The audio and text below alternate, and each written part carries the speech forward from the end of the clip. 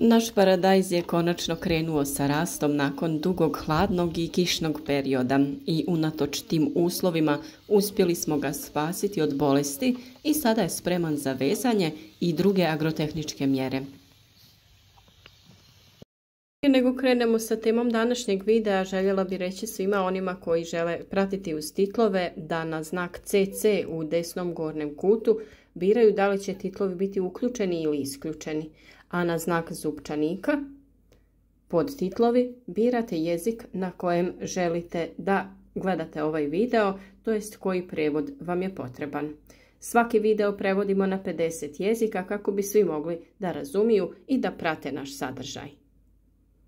Veličinu u oblik slova namještate sami na vašem uređaju, tako da je vrlo važno da to prilagodite vašim potrebama. I ne zaboravite na znak zvonca koji će vam osigurati obavijesti o svakom novom videu. Neke stabljike paradajza već su krenule sa cvjetanjem, a na nekima već imamo i prve plodove. Iz tog razloga ćemo ga vezati i na taj način spriječiti da padne na tlo. Paradajz se može uzgajati i bez potpore, ali tada se razvija po tlu. Često je vlažan i lakše oboljeva, lakše ga napadaju štetnici, pa se takav način uzgoja jako rijetko koristi. Iako određenu količinu paradajza uzgajamo na klasični način i eventualno ga malčiramo sa prirodnim malčem poput slame i sjena, ovaj paradajz smo posadili pod PVC foliju da bi smanjili gubitak vlage iz tla. Folija također ima i ulogu zaštite od korova koji biljkama krade neophodna hranjiva i vlagu, a korov također privlači štetnike i bolesti. Ispod folije se postavlja crijevo kap po kap pomoću kojeg zalijevamo biljke. Voda u spremniku se sipa ranije kako bi malo stajala, a u nju po potrebi možemo dodati i prihranu, pa samim tim lakše opskrbimo biljke sa potrebnim hranjivima. U ovom videu pokazati ćemo način na koji mi vežemo paradajz i druge mjere koje poduzimamo u ovoj fazi uzgoja. Vrlo je važno kvalitetno oblikovati stabljiku.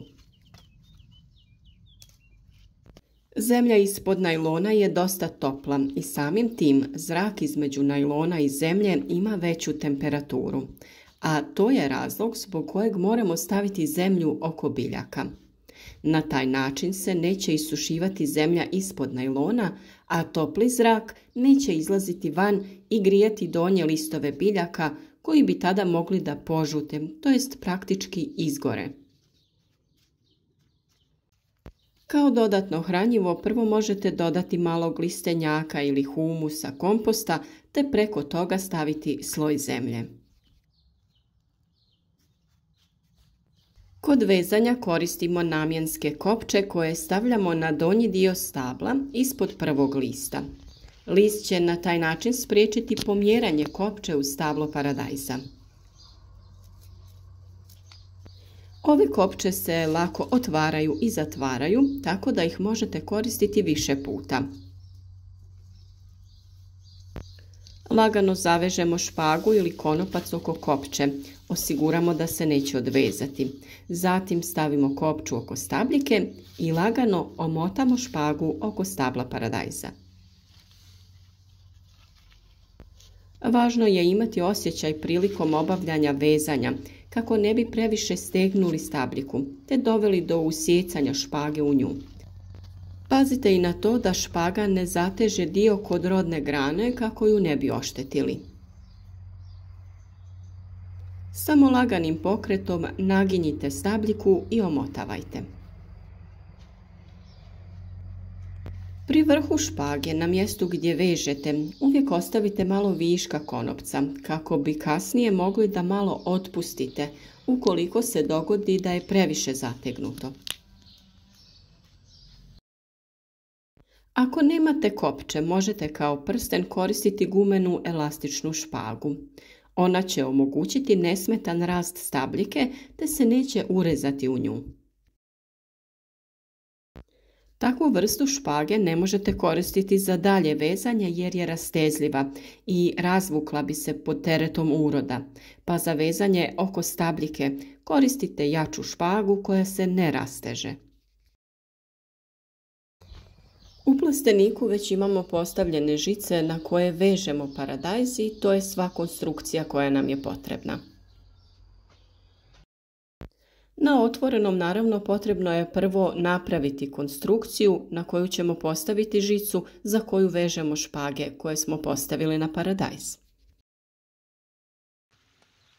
Na krajeve reda u kojem ste posadili paradajz potrebno je staviti jake stubove koji će nositi tu glavnu žicu na koju vežemo sav ovaj teret. Ti stubovi bi trebali biti dublje ukopani u tlo kako bi mogli da drže stabilnom cijelu konstrukciju. Od kvalitete napravljene konstrukcije zavisi i veličina paradajza kojeg ćete uzgojiti, jer ukoliko je konstrukcija manja, prije vremena ćete mu morati odrezati vrh kako bi prestao sa rastom, inače bi se on presavio i rastao nazad prema zemlji. Nakon što smo osigurali stabilnost našem paradajzu, potrebno je odraditi ostale mjere, a to je osiguravanje prozračnosti stabljike.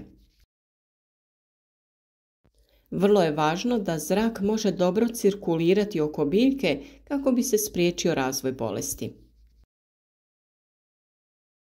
Ukoliko se vlaga zadržava na listovima, riskiramo različita gljivična oboljenja i napade štetnika. Ono što je potrebno uraditi jeste ukloniti zaperke. Kada ih ne bi uklanjali, dobili bi velik žbun sa puno sitnih plodova. Oni bi se međusobno natjecali za hranu i biljka bi bila slaba, a plodovi nekvalitetni. Kada uklonimo zaperke, tada sva hrana i voda ide u rodne grane sa cvjetovima, gdje će se razviti lijepi i kvalitetni plodovi. Zaperke uklanjate jednostavnim pokretom u stranu kako bi se odlomio i kako bi rana na stablu bila što manja. Iz tog razloga se oni uklanjaju prije nego narastu preko 5 cm, jer su tada još uvijek mekani i lako ih je maknuti. Sve veće zaperke koji su vam možda promaknuli, ipak uklonite sa oštrim škarama ili skalpelom, kako ne bi oštetili stabljiku. Ako vam je neki zaperak previše izrastao, njemu možete samo odrezati vrh kako bi spriječili njegov daljnji razvoj.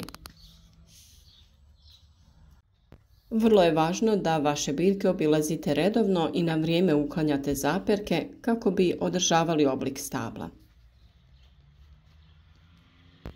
Nakon kišnih razdoblja velika je vlaga u zemlji i kada sunce grije, ta vlaga isparava i stvara idealne uslove za razvoj oboljenja. Važno je preventivno zaštititi biljke od gljivičnih oboljenja poput plamenjače. Najjednostavniji pripravak je onaj od mlijeka i sode bikarbone. Mjera je 1 litra mlijeka na 10 litara vode i 1 velika kašika sode bikarbone. Ili 100 ml na 1 litru vode i u ovu manju mjeru dodajemo 1 čajnu kašiku sode bikarbone. Nakon svake kiše može se biljke prskati ovim rastvorom kao preventivna zaštita. Sve o daljnjem održavanju biljaka paradajza, o oblikovanju stabljike kada krene razvoj plodova, uklanjanju donjih listova, na vrijeme ćemo vam objaviti u našim video savjetima. Zato ostanite s nama i ne propustite ni jedan važan korak u uzgoju paradajza, ali i drugih povrtnica. Ne zaboravite i kliknuti na znak zvonca ukoliko već niste, jer tako ćete osigurati obavijesti o svakom novom videu kako ništa ne bi propustili. U komentarima smo uvijek dostupni za sva dodatna pitanja i trudimo se na vrijeme odgovoriti na sve vaše komentare. Družite se s nama svaki dan i budite i vi jednako uspješni.